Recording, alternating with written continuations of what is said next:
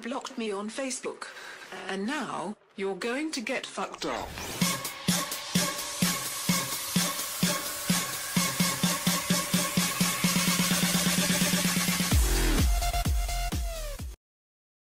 Hey guys, it's the beginning of October 2020, 31 days of Halloween looks. So we're going to start this look out with regular makeup with a pink eye look that I think everybody can wear. Pink is super wearable right now. It's the hot color to wear on your eyes. So we're just going to get a really pretty pink eye look going for this look. The theme for this year is going to be masks. So everything that I'm going to do every day this year is going to have something to do with a mask. It may have something to do with kind of the standard COVID mask that we're wearing, but it may have to do with like a superhero mask or a horror guy mask. So you never know what you're going to find. So just hang on, enjoy the ride, and you'll be seeing more and more videos each and every day that have to do with masks. And if you just heard the screaming in the background, that's my daughter playing hide and seek with her friends. So that's what you get when you hang out at my house. You get a lot of fun Halloween horror. So basically, I just put on my mascara here. Nothing too exciting that I have to explain to you other than the fact that I messed up right there. And I'm going to show you how to remove it. You let it dry and you wipe it away with a spoolie just like that. And then it doesn't smudge or leave any marks on your face. That mascara also has Capixyl in it, which makes your lashes grow. So I highly recommend it. I recommend using it with a primer first, then the humidity proof, then the waterproof if you want the most bomb-ass lashes. Here I am mixing some colors together to come up with a perfect bluish green for the Surgeon face mask. So I'm using green concealer, I'm using blue Shadow Sense, and I'm using white concealer. I'm mixing those up and using my evening moisturizer as the palette here. And I'm just going to go ahead and paint on the shape of a face mask. Okay, so I'm just using a flat paddle brush and I'm going to draw out the basic shape of a mask on my face and then fill it in. So I work with it rather quickly because once it dries, it sets and it does not really smudge or budge, other than if you were like to literally like scrub on it or scratch on it. But in general, I'm not gonna be able to move this around once it dries. So I want to work with it pretty quickly.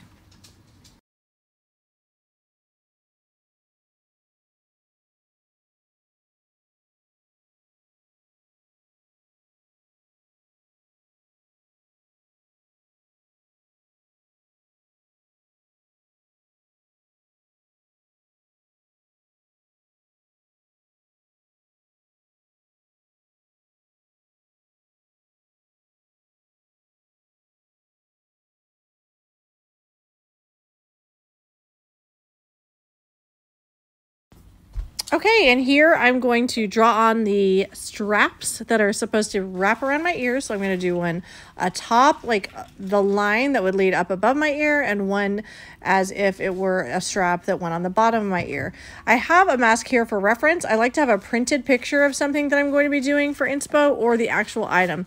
So it helps to have the actual item so I can kind of hold it up to my face, and you'll see me do that a few times to really get a good gist and vibe and feel for the layout, the shadows, the structure of the mask. I looked at it a few times just to see the white strip across the top, the white strip across the bottom. There's not really a white strip on the side, which I thought there was. So it was kind of good to watch and really look at that. And then to pay attention to all the other details. So I'll be looking at that mask throughout, looking for where the little dots are, little holes, where the straps attach, and what that looks like. This little washcloth I have in my hand is just to kind of keep wiping the brushes if I need to here and there. On my table, I do have brush cleaner, so I wipe my brushes clean with the cleaner, and then I wipe it on the washcloth, so I can always keep my brushes clean and ready to use the next color.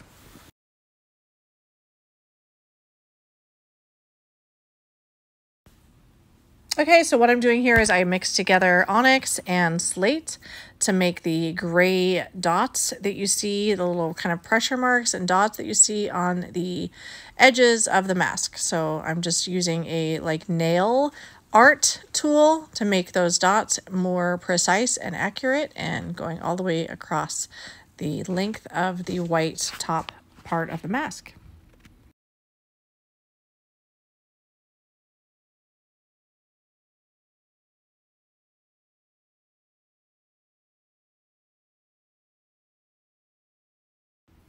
And on the side of the mask, I noticed that they were in kind of triples. So I'll do 1, 2, 3, 1, 2, 3, 1, 2, 3 all the way across because I have the actual mask as the reference.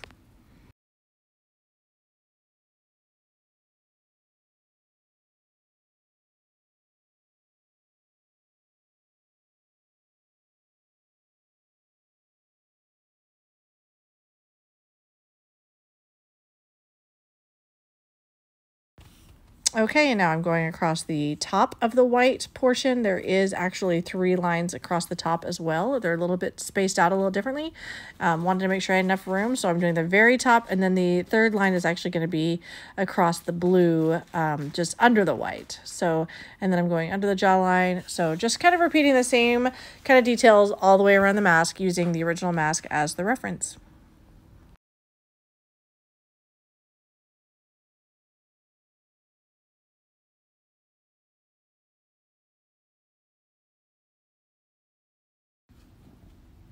Okay, here you're going to see me looking at some brushes. I'm trying to find a straight, thick, lined brush that does not have an angle. So I'm kind of talking about some of my brushes, what I use them for. I wanted it straight and flat so that I could draw these pleats in the mask. If you want to hear like more details about my thought processes and technique, you might want to watch my lives when I do these. I do these on my personal Facebook page, Cassie Clifford, and sometimes on my business page as well at The Everlasting Lip, both on Facebook. That's where you can watch them in real time. And you can ask questions. But I try to speed them up and make a quick and nimble version here for IGTV and for YouTube so that for those of you who don't have the time to watch every single word, you can catch up to like a quick and nimble of it here.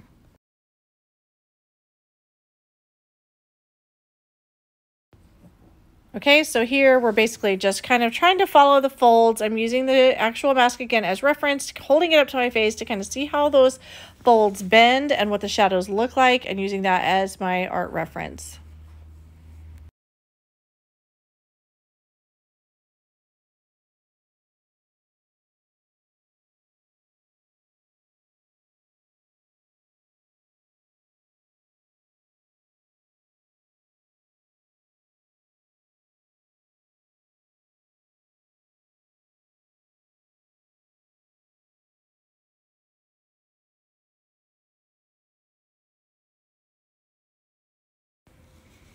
And what I'm doing here, again, is looking at those shadows. So I hold it up to my face, kind of bend it the way that it's going to be, and I'm really analyzing those shadows. Some of the lines are going to be thicker and darker in different areas, so it's not going to be just straight lines. And that's where I see a lot of people kind of making some, I don't know if I want to say mistakes, but when I see people say they struggle to get the reality of something, it's usually that they're not looking at the light and the shadows. So look at the light and the shadows in your references and make sure you're getting those. Otherwise, it just becomes kind of two-dimensional, and if you want it more three-dimensional, you really need to look at those lowlights and highlights.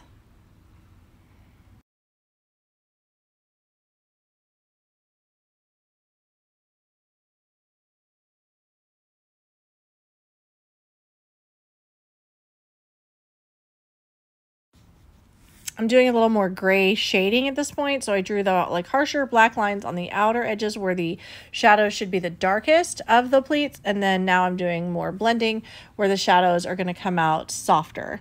So you're going to have more gray and more blend where the shadows are soft, and more black and more rigid where the shadows are more harsh.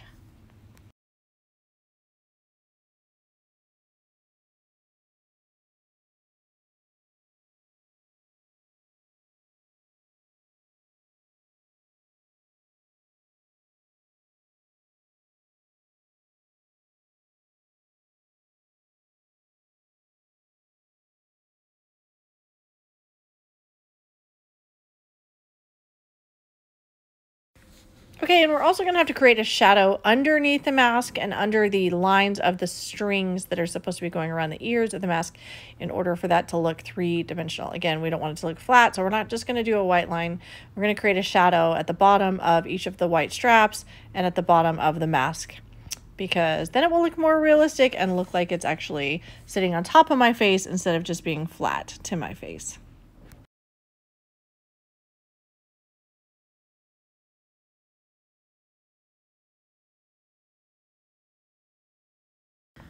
And before I surprise you at the end of this video and you see it just stop abruptly and then go to my after photos, I did want to give you a little bit of a heads up that after I ended up recording, I decided I did want to add the words, or at least the numbers, of the year 2020 to make this mask just a little more telling of the year, the theme, and what my 2020 Halloween looks are going to be all about. And it's all about the mask because 2020 is the year of the mask. So you will see in the after photos the 2020. It's not all that complicated or any more different than I did with the lines here, but I'm just putting the numbers on afterwards, and I just didn't get that recorded. So I just wanted you guys to know why that happened.